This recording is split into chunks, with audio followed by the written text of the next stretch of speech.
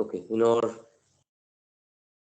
last class, we are talking about the different features of object-oriented languages, and what we found is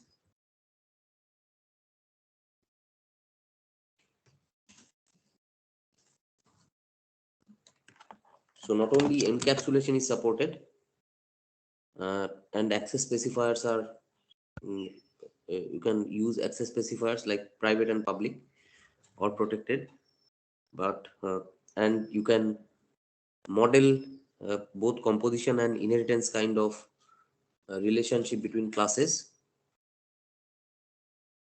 But one of the major advantage of or abstraction that object-oriented language provides is polymorphism.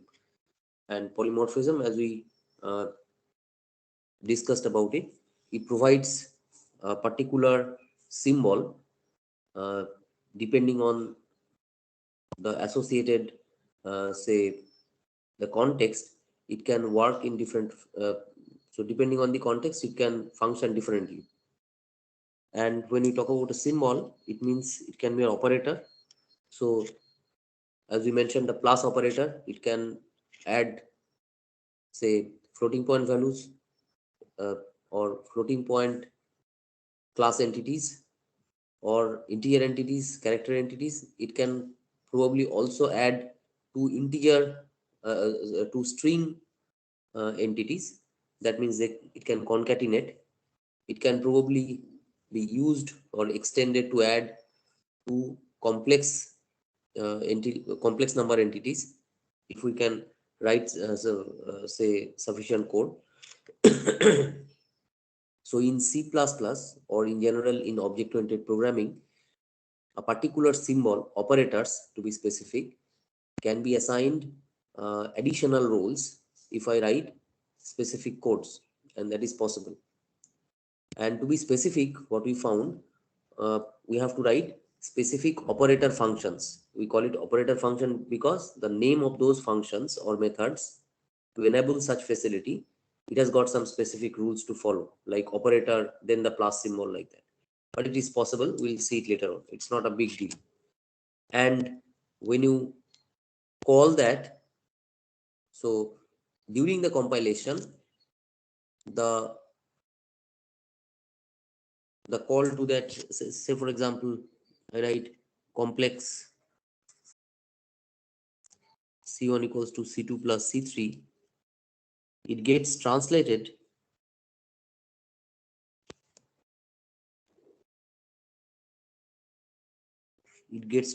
to something like C1 dot C1 equals to,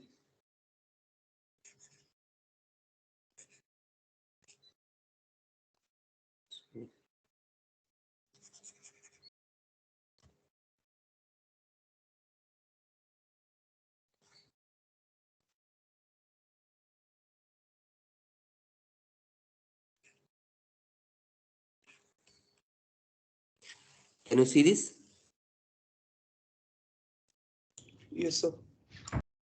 So you can, those who are not familiar with C++ or object-oriented languages, they can just hold it on, but I mean, can wait for a while. But as you can see, this is the function, and this is the argument to that function, and this is the object, because C1, C2, C3 are objects, complex objects, say for example, and this is the object which invokes this function, which triggers the function.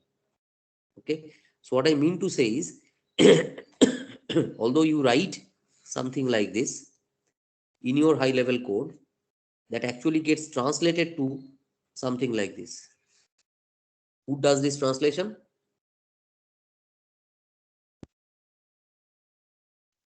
Compiler. The compiler does it. So these are all uh, enhanced features of a C++ compiler, which will enable you or allow you to overload the already existing plus operator, a binary operator, for the new type of classes that you are going to define, for new user defined classes. And for that, you just have to write or include such methods with special names like operator plus, operator minus, and all this. And how to do that, we'll see later on. So once you do that, as a programmer, you can just write this one and it becomes much more readable. So here the symbol of plus is overloaded with some additional functionalities, and this overloading can be done for any new classes that you write. In case of methods also, we found the same, say sum, as we mentioned, can take one argument, some the same function name can take two arguments, the same function name can take three arguments, and all three can coexist. And in this case, again, the operator, uh, so although we write it like this, but this gets translated to probably something like this. This gets translated to something like this. And this gets translated to something like this. And who does all such translation? Compiler. Again, the compiler. So a C++ compiler or object-oriented compiler will do it on behalf of the programmer. In C, the similar things you can do. I mean, you have to explicitly write three distinct function names, or you have to do this, but these are few things that are taken care of by the compiler, and providing some kind of abstraction which helps the programmer, which relieves the programmer and increases the readability of your code. Okay, so that is another, I mean, these are the new features that you can expect. And in fact, overloading, as we mentioned, it's a more of a real world phenomena also. We people, human beings also are overloaded with multiple, say, roles, multiple responsibilities. And this is, so this, in the same theme, in the same philosophy, we are going to overload a symbol. It can be operator, it can be a method. And one thing that we noticed was that class templates.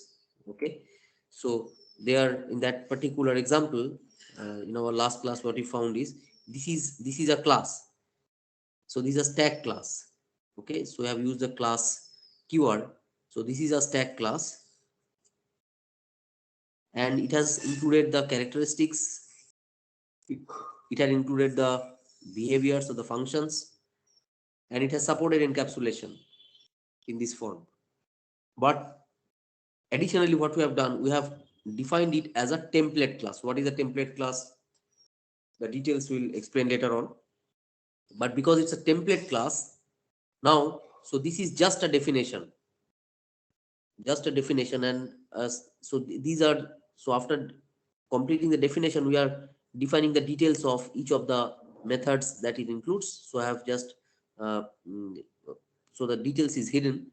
So we have just specified the details. And once it is done, now here what we are doing, we are creating instances, two instances of float type.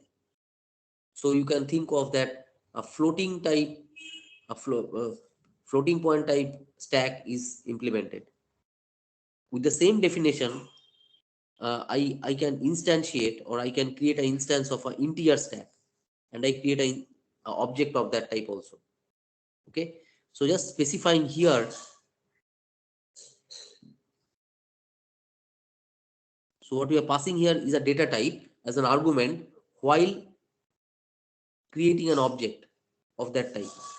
So this is a character element stack that gets created. So can you see? So you don't have to write in a normal C. What you would have done, you would have written three different uh, structure definitions to implement three types of stacks. But in this case, just one definition is enough, and it will allow you to uh, pass this data type as an argument. So that's a nice thing. So it's not only passing in the values, but also the type of the data as an argument, and accordingly you can create different instances of that, say, of the same class template. Okay, so this is more better known as class templates. The same thing we can do for functions also. So if you write a bubble sort, if I ask you to write a bubble sort function, so generally you probably never ask that what type of elements it is going to sort. You will assume that it is for integers, storing it in an integer array and then trying to sort it, right? But if I ask you to do it for some strings for some student names. So then you have to again rewrite the bubble sort algorithm or another function that will just implement the same logic but dealing with an array of strings. So the same logic need to be repeated. So here also we can in C++ or in object-oriented programming, we can try to write like this class templates, we can try to write function templates. Okay, so there we have the provision, we have got specific syntax where we write the logic once and we specify which particular uh, data type can be passed and accordingly different instances of that. So you write one piece of function, a function template, and as and when required you can uh, say create a bubble sort function for sorting integers, or from the same just by a small declaration you can make it work for sorting elements of floating type, for sorting elements of string type and all this. So these are additional level of say abstraction that it provides, and in this case also the compiler needs to play additional role to make it happen, to make it possible, right? So these are all examples of polymorphism, and to be specific, we call it as compile time polymorphism. So do you agree why this should be called as compile time polymorphism? Because to implement all these features, the compiler plays a critical role. Hello? Yes. Yes, sir. Yes, sir.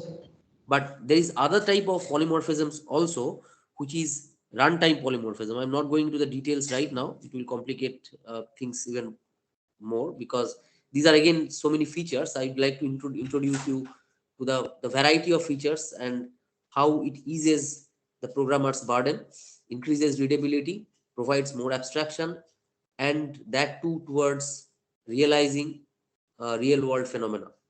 Okay, so this runtime polymorphism is something that is taken care of when the program has already started execution, right?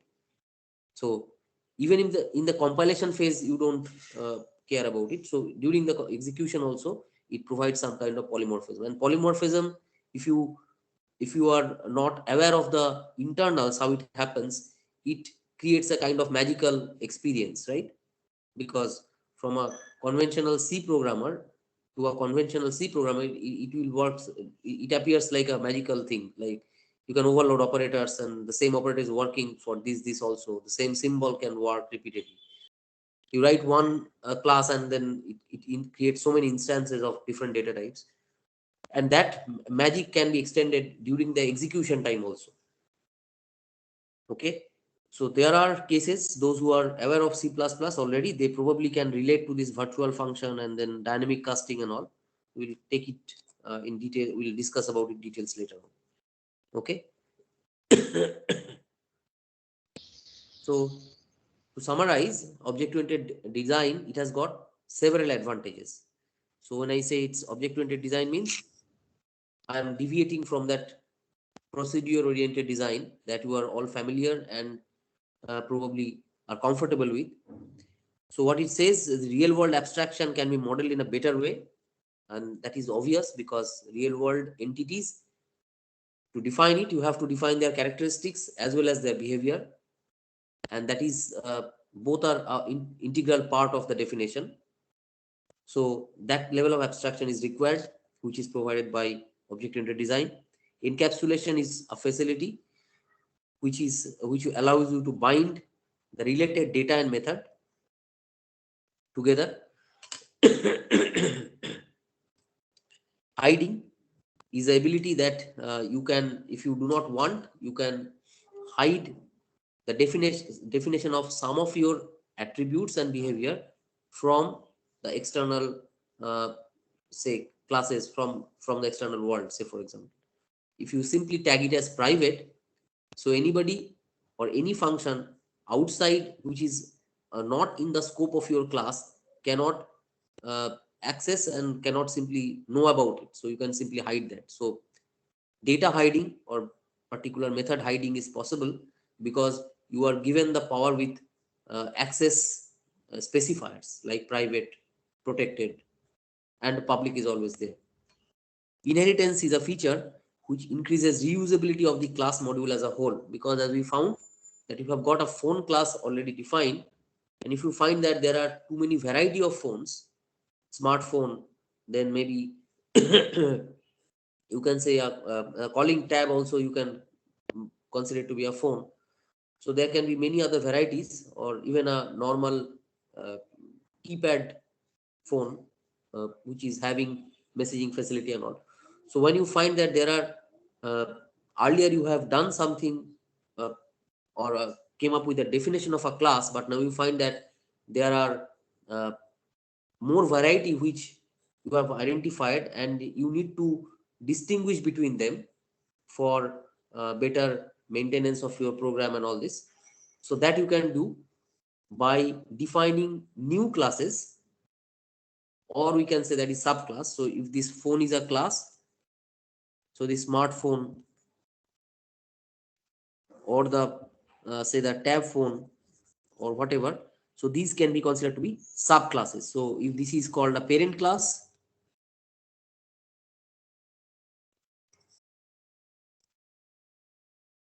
or you can call it sometimes as a base class, so you can call it as subclasses or child classes. If you call it as a base class, you can call it as a derived class. Okay. So there are different terminologies, but essentially this is meant to implement inheritance, because when you are trying to define these subclasses, say smartphone or the tab phone, you are not writing the definition of a smartphone right from the scratch. Rather, you are trying to extract, or take into account the features that is already there in its parent class or base class, and then you are trying to extend it. So that helps in extending or reusing the existing class definitions to come up with new definitions, right? So this feature is called inheritance. It is something similar the way the children inherits the property of their parents, right?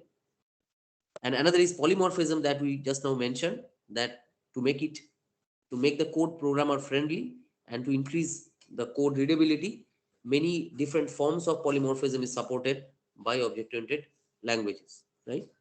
And that is again you can subdivide into two types: static time and runtime, or dynamic polymorphism. And overall it is easy to maintain because modifications or changes in the design can be easily incorporated. So object oriented design, there are courses which actually uh, details and explains about just the design. So they don't talk or discuss a specific language syntax. Rather, they try to come up with techniques and methods of how to come up with a design, how you optimize a design, what should be the do's and don'ts.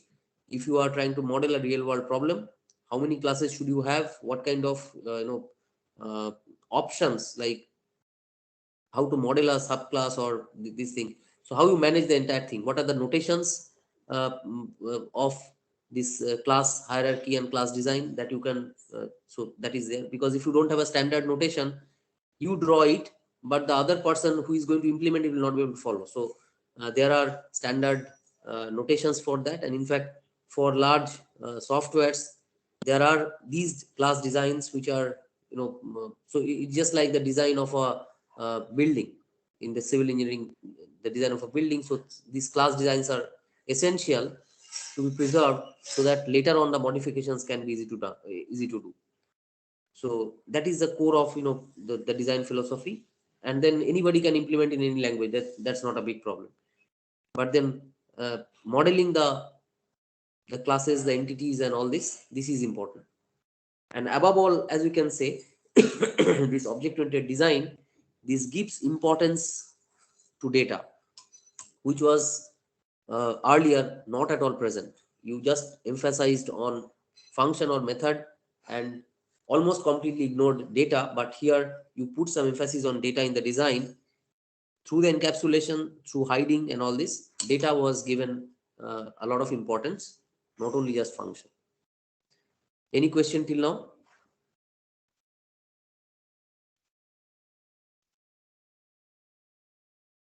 Hello? No, sir. No, sir. Okay, so now if I try to draw some kind of analogy in a procedure-oriented language, what we called as data type, in the object-oriented approach, what we call it, what may be called, we got introduced to some Class. terminology. Class. So it is Class. class, right? Do you all agree? What Yes, is sir. what was variable here we better known as better Object. call it as Object. object, Attribute. instance of object. Okay. What we called as function, procedure, subroutine, what we prefer to call it as Method. here Method. Methods. method. But again, no need to worry about, because whatever is a method is same as a function. But again, you should prefer to use the term method rather than function, because of this, it's a completely different paradigm. So it's better to stick to the terminologies that we learned here. A function call is better known as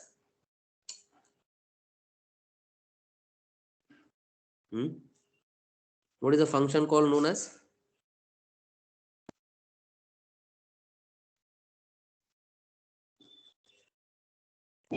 Method calling.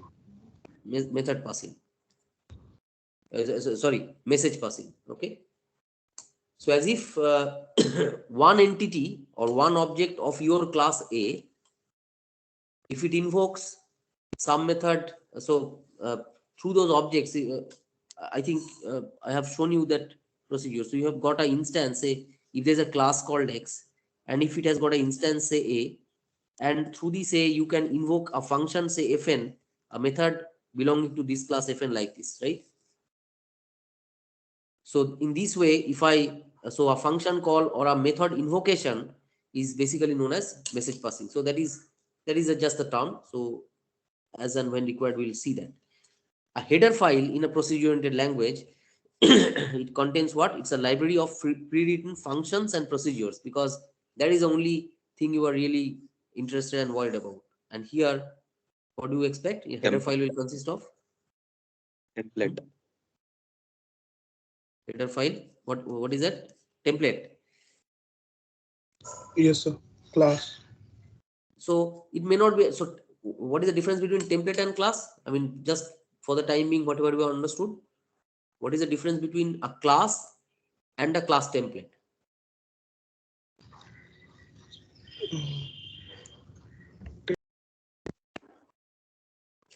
A class definition means you have specified all the data type, all the types of the data. I mean, the type of the data that is there, you have precisely specified, right? But in a class template, you have made something symbolic, which you would prefer to specify later on when you create an instance of it. Is that fine? Yes, sir. Yes.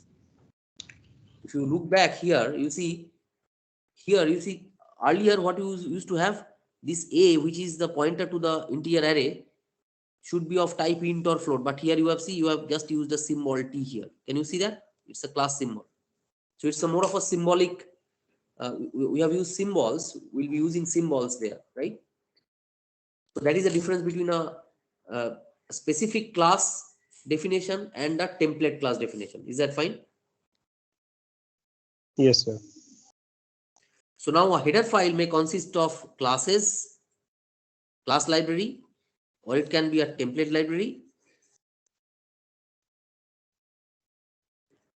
What else it may contain?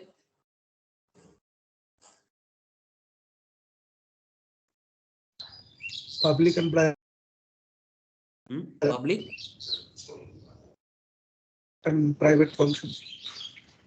See, private functions. So whenever you are having a class definition, within that itself you are defining it, which of the components are public, which of the components are private. আমি ক্লাসে আছি, একটু পরে আসতে হবে। So private public is within this class and template itself. So you may also have isolated functions also, right? Functions or methods, whatever it is. Because I mean, it may not be there in say Java type of things, but in C++, because it is more or less compatible to C, So you often find just functions. So ideally, you should have a function always encapsulated within a class definition. But in C++, you may also have isolated functions or a set of function libraries also. Okay, that is also possible. Even though it is not recommended always, but you may also find it. Can you mention what else you can expect here? Those who are familiar with C++, I think there are many hands raised and you are aware of it. What else you can expect here? iostream.h. I think the name is familiar to you. So what it consists of? Input and output. No, that is fine. But apart from class library, apart from Input of predefined stream. classes, yes, predefined. Define methods or functions. Can you see? Methods and functions I've already mentioned here. This is fine. This is fine. But can you see this predefined?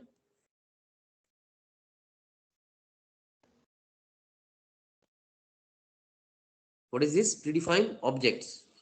Objects. And that is something strange because in C, did you ever find a header file consisting of predefined variables? No, sir. No, sir. It is not there. It's just a bundle of functions and procedures. That's all. But here you can have a predefined objects also. Can you name some predefined objects which you often use in a C++ code? Okay, let's come to it later on. No, stream is a different thing. See out, see in. C in and C out. C in and C out, yeah. So C in and C out, what is C in, C out? I'm coming to it later. Otherwise, those who are new to C++, they will get confused. They will say that, they will feel that you people know too much and they don't know anything. It's not the case.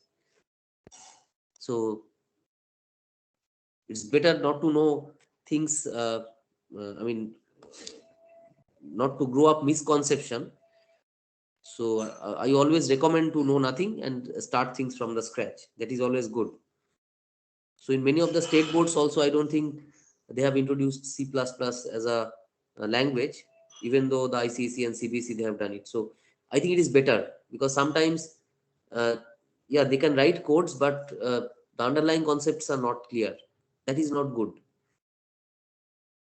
Okay, anyway, so the language abstraction, if you think of, so in the, what is the most primitive way of writing codes? The primitive way is this one, assembly level language, where you just to store some value in a particular location, memory location or register location, you just use this low level instructions, load, uh, then all these things. Okay, so these are assembly level codes, and assembly level codes, if you see, you all know that this is too lengthy and too difficult to recall those notations and those mnemonics and all this. So nobody does it. A better is procedure oriented language, that is a C type language that we have already done, where you can declare data types or arrays and you can initialize and all this. And internally, the compiler does this as assembly level conversion before it executes. And the more abstract version is object-oriented language, that is C++ or Java. Okay. And in fact,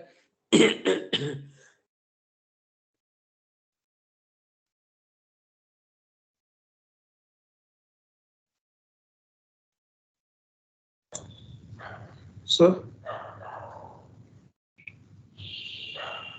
you are muted, I think. Sir, you're muted.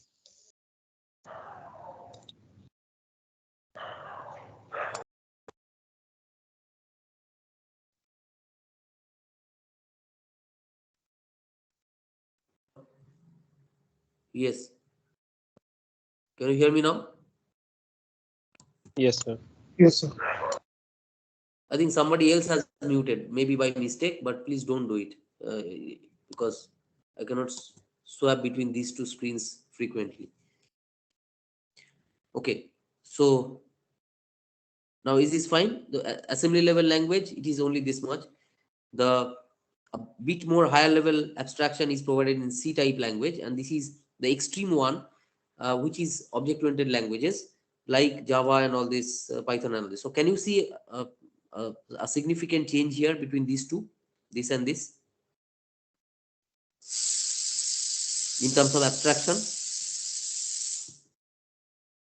So we don't have to mention the size. No, not only size, what else? Data type. Data type. Yeah, so I think all of you can see it, right? So in C, or even in C++ also, you cannot get rid of the data type specification. So that is, you have to make it explicit. You have to write whether it's an integer array or float array or whatever in C and C++ both. But there are object oriented languages which even go one step beyond that, right? So you just write this one, it knows that this X is going to be a integer array because you are trying to initialize it with integer elements. And the size also, it can figure out that, okay, you are going to store only 3. And if you write here, say X, say 2.5 and 3.5, so it knows that this X should be, or maybe some other Y, so it knows that Y is a floating point array. So, and then nothing is too difficult, but then to have the magic implemented, the compiler need to take some more burden, and that is possible.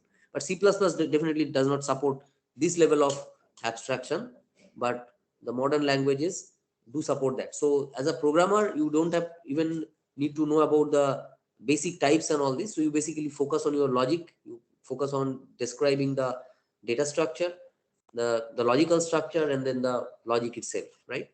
So that is, and you don't have to even care about how the internally the memory is managed. Probably, if it has, if it requires more memory, so it will automatically use it and all this. So a few more abstraction is provided, and that helps to write, uh, say, to solve problems in a much faster way. But it is always better to have control over it rather than making it too abstract. So it has got both advantage as well as disadvantage. So languages are meant for providing abstraction, and object-oriented languages are probably the extreme kind of abstraction that it provides these days. And again, there are again few terminologies that we specify. So object-based language. So can you see this difference? Object-based language and object-oriented language, and these two are different. What it says in a classical definition, object-based languages are which supports encapsulation, object declaration, access specifiers, automatic initialization and cleanup of objects, garbage collection. We'll talk about it later on. We'll mess it up right now. So assume that something is there. Operator overloading. So polymorphism only up that operator overloading type, nothing else. So if a language supports this one, we say it's a object-based language because it just supports object, say, encapsulation and object declaration, all this. And modular 2, 83, ADA and all this, uh, those are written in early 70s, say 80s. So those are kind of object-based language. And object-oriented languages, they are including these features. In addition to that, they support inheritance. Then another kind of polymorphism, that function overloading, virtual function or late binding or runtime binding, that is compile time, runtime polymorphism, and all this. So in fact, all the modern languages are object oriented languages. They are not just object based. And like this Java, C++, C hash, Python and all this. Okay. So in true sense, object-oriented language and object-based language, they differ in terms of the features. So these are so they just introduced the primitive concept of the encapsulation, object definition and all this, and a little bit of polymorphism. But these object-oriented languages, they support almost all the features that we just now explained. Okay. And this is now, as we mentioned, that this course on object-oriented programming will be using C++ as a mode of learning. I mean, so we'll learn the C++ syntax. We'll use the C++ language to learn the object-oriented features, and we'll not probably do anything with Java and all this. So there are many reasons, because it is I think because you have the students know C, so it will be easy to switch from C to C++, which is a almost a easy transition. That is one reason. Another is because of C++, still it has retained its popularity in terms of the the volume of softwares that still run in C++. It has got a lot of low level support also. Low level means that supports low level coding, where you can directly write codes to use the hardware and all this, that a C also provides. So similar to C provides that level of flexibility. So generally C++ codes are even faster, much faster in execution compared to say high level, other high level languages, Java and Python and all this. So often it is easier, it is a better option to use C++ when you want things to be running faster. Okay. And many of the applications, many things are still implemented in C++ and maintained. So this is where you can see C or C++, its popularity. And in fact, here it is C++. You can see this. So 23% it retains the popularity even after say so many years of its proposal. So that is what. So in 2020, it has retained the rank 4, as it this as website shows. Okay. And this is the inventor, Brian Stroustrup, a creator of C++. And this is uh, so if you look into the wiki page, C++ as a language, it supports all these programming paradigms. What it says: multi-paradigm, procedural. So procedural, that like C, it supports all the C features. It is functional, means you can write codes in C++ without writing any without using any class concepts. Okay, encapsulation. Without that also it is possible. So you can just write functional programs or functional codes or procedure-oriented programming. That is possible. But it definitely supports object-oriented languages and object-oriented paradigm. So you can have a mix of both. So in a C++ code, you can leave an isolated function like bubble sort, which is completely isolated function or method, which is not encapsulated as a part of any class definition. That is also possible. At the same time, you can have class definitions also. So you can have a mixture of both. Okay. And it is generic, modular, and it supports structured programming. Okay. And it first appeared in 1985, almost 36 years back. So that is long time back, and still it is so much popular. And the major implementations, as you can see here, using C++, what are the softwares that got implemented? Microsoft Visual C++, GCC, and then C++ Builder, Intel C++ compiler. So these are the major implementations, and it was influenced by this. And these are some of the standard releases in 1998. But informally, this standard C++ came, and which got evolved with different versions and all. And if you look back to the history, in 1972, in early 70s, C got invented, and long back, Algol got invented. Algol is more of a logic programming language that got invented, where scientists tried to solve several say logical problems using computers those days. So those computers are very primitive computers. And then Simula, it was then a modified version of Algol and all this. And C, before C++ came, C with classes. So C with classes means, so here some initial notion of object orientedness got introduced in late 70s, and later on Stroustrup, while working and struggling hard to manage large softwares that he need to develop during his early years, he thought of combining the the syntax of C because C was already popular those days, and also incorporating the object-oriented features that was defined in Simula together and came up with C++. And that, as I mentioned, the first version came in 1985. It's better to go through the wiki page of C++ to know some more details. And these are the learning resources. In addition to that, what I take. So you can always have uh, so these courses are already freely available, NPTEL courses.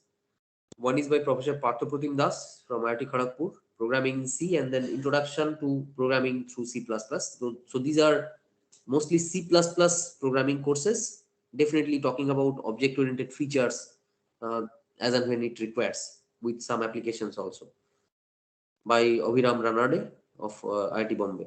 And there may be few more courses also, but these are the courses which you can always look for in addition to what I teach in the class.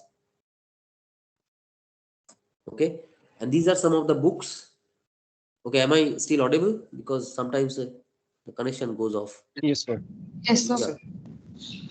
And these are the some of the books. I don't know whether you people still are, you know, they do have a habit of reading books. I don't know, but these are the books, and I strongly recommend to read at least one book for a particular subject to know the entirety of the subject. So at least once you should have, and all these books are having the free PDF that you can download. I can also forward because I'm having all this downloaded from several sites.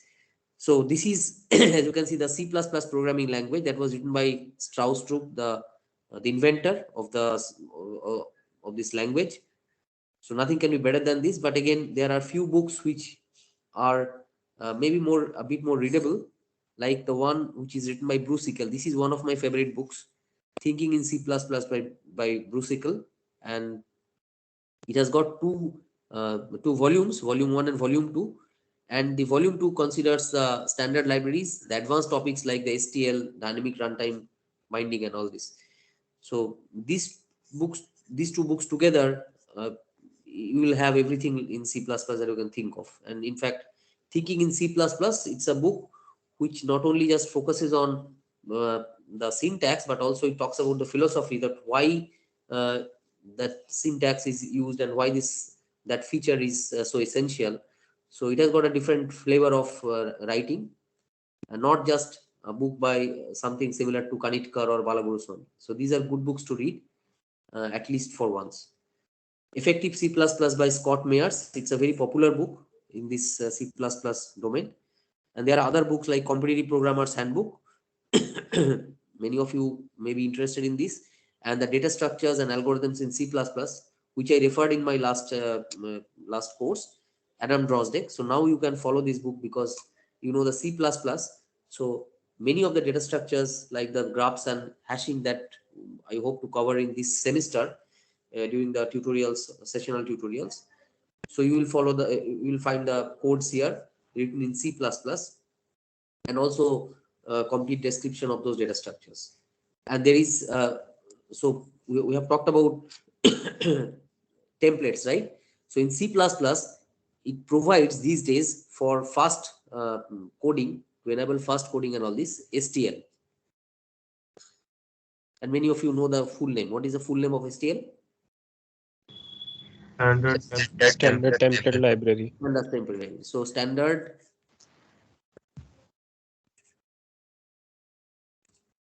template library. So I think all of you got the flavor of templates, right? Why template is so important and how it helps us. You don't have to replicate your code, the logic, every time you come up with a implementation of a data structure with a new for a new data type, right? So for that, templates are very popular in the object-oriented domain. And to make things standardized, so standard template libraries are created. Okay, and in short, they are called STL. So if you know C++, if you know this standard template libraries they use and the facilities that is provided, so you can write faster code. So you don't have to probably write say a stack and a queue or a tree right from the scratch. And in fact, they have got many concepts similar to those what is actually used in the Python and all this. So they talk about containers and all this, which is not so we have discussed till now. So the thing is, the basic objective is to provide further abstraction and also to provide with tools so that you don't have to implement many of the things from the scratch, and you just focus on your problem solving and the logic, and you just implement it. So this STL, there are books that focuses only on STLs, not discussing about the basics of C++ and its syntax. Okay, so as it is required, you can go through these books. I'll be referring to this book often in my lectures, and also to this book for solving the tutorials. So these two books are essential.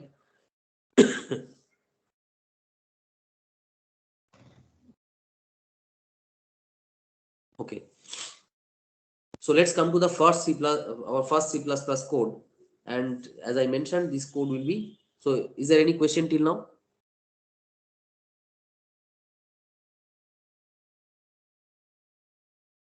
Anything that I missed out as a part of introduction?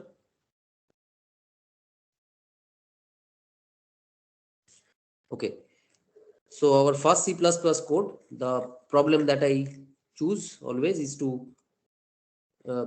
is to make it simple. So this is temperature conversion code. So temperature conversion means you enter some values in Fahrenheit and you get it converted to centigrades. And this is a C code. Everybody can decode it, and everybody can. So this is pretty simple. So here I have.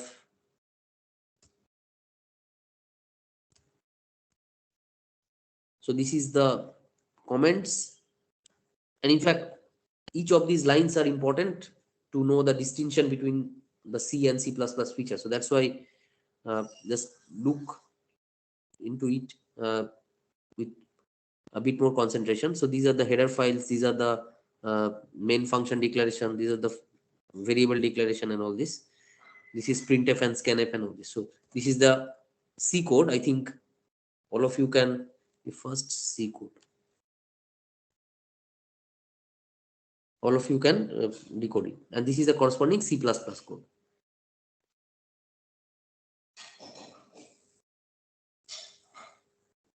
Again, go through it one by one, the lines.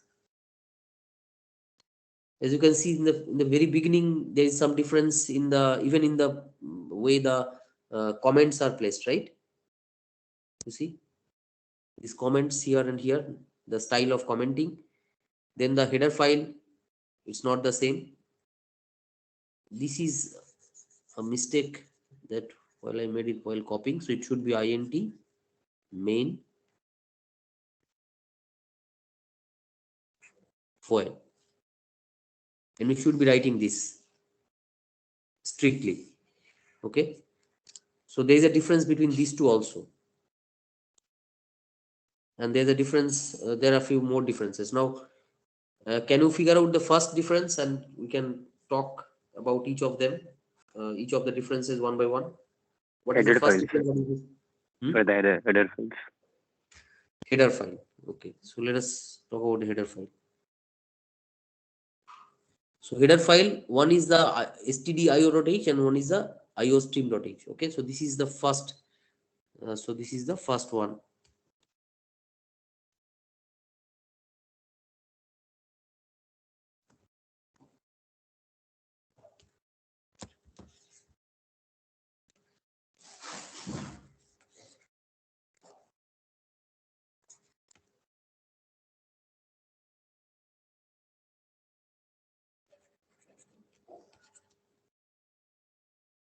So what do you expect?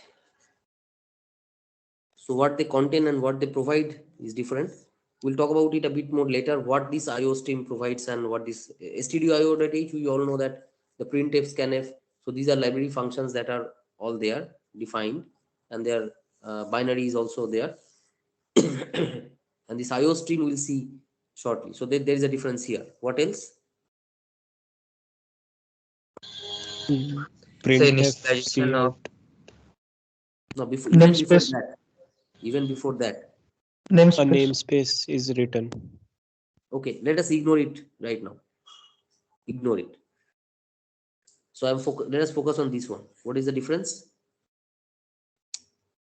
Void is given as an parameter. This one. In C, you can skip that. You can ignore it. And in C++, you cannot ignore it. So even through your intuition, can you specify why it is not, why you may not ignore it? May not be allowed to ignore it?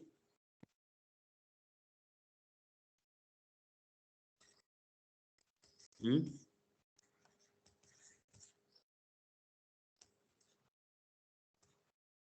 For this, no C++ is required.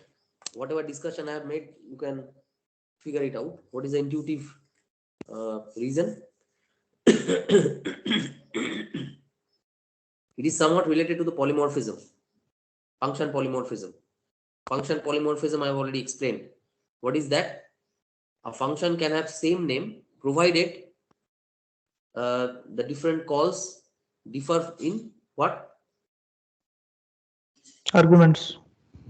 Arguments. In terms of arguments, the type and the number of arguments. Right?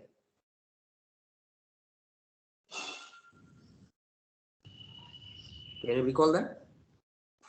Yes, So sir. the Yes, functions, sir. multiple functions can still bear the same name, provided the number of arguments that they accept, either they differ in the number or in the type or both, or maybe in the order, or I mean, somehow they need to differ so that the compiler can distinguish. Okay. Again, if there is there are two students, say Akshay Jain, and then I know that these are the two students, and they might be looking something different, so at least their hairstyle is different or their heights are different, but if they're completely same, they are less the clone of the other, there is no way of distinguishing. So if you would like to use the same name, function name, they should differ in something so that the compiler can distinguish. Otherwise it becomes ambiguous and it is not possible. So it's not a magic that the compiler will know that what is your intention, hidden intention, right? So that's the case. And to make it possible, a common practice that is enforced in C++ is that whenever you write methods or you call functions, right, you cannot skip passing arguments. So arguments you have to pass. You have nothing to pass, you just pass void. Okay, so this is not optional. Are you getting my point?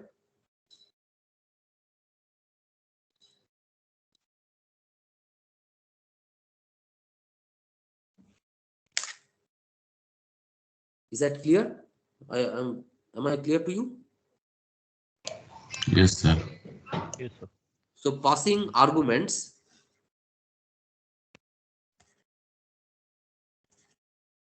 uh, is explicit passing of arguments is essential. And to make this function overloading possible, C++ compiler is basically a strong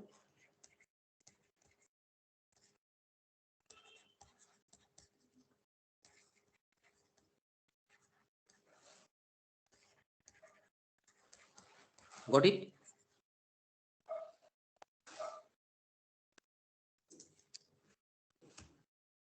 Got this point?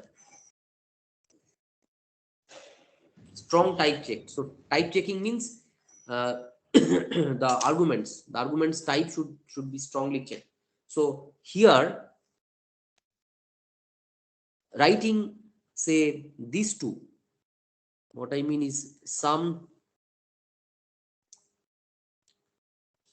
int and some character, will it be allowed? What do you think? If I write some say a, what do you think, which one will be called? Second one, some characters. That is Okay. fine, but then often we know that the characters are interpreted in ASCII and then that is passed, right? Yes, So sir. even if you write some 3, so the ASCII of 3 will be passed. So there is ambiguity. If you write it in your compiler, if you try to see that, if you want this both of these to coexist and expect function overloading to work, what do you think? Will it work? There is no C++ knowledge required. My simple intuition from the C intuition. What do you think? If you force it to coexist, both these definitions, prototype declarations, will it be allowed? No. No, sir. No, sir. Because C++ is C compatible. So in C, this will not. So C Sir. both will work. So if you write some C, then Sir. you can. So if you have a function like this, it will work. If a function like this, both that also will work. So you are, imposing inherent ambiguity, and that should be avoided. So the reason is, and for that reason, to avoid such ambiguity, C++ is a strong type checked compiler. That's a very strong word, and that's a very important word, and that is required just to implement function overloading, because that is the only way the ambiguities of same function name with multiple types and number of arguments is distinguished. Is that fine? Yes, sir. Sir, we That's have the a reason class you from should. 11. Yes. Okay. You have a class. What's the time now? Anyway, so I should stop here.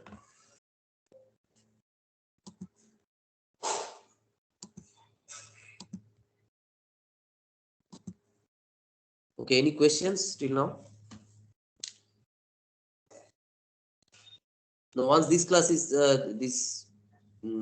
first C++ code is over, I'll share you the slides and as well as the soft copy of the books, as many as I've got.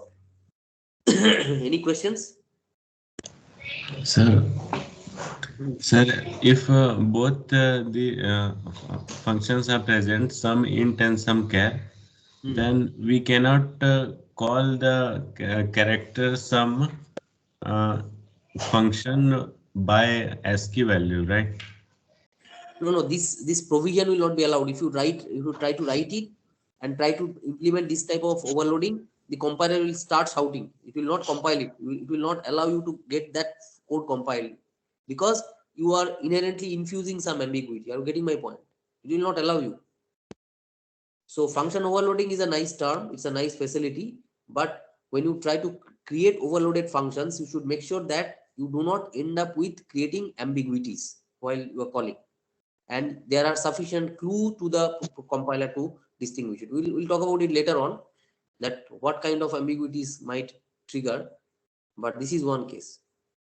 So that will not be allowed. Even though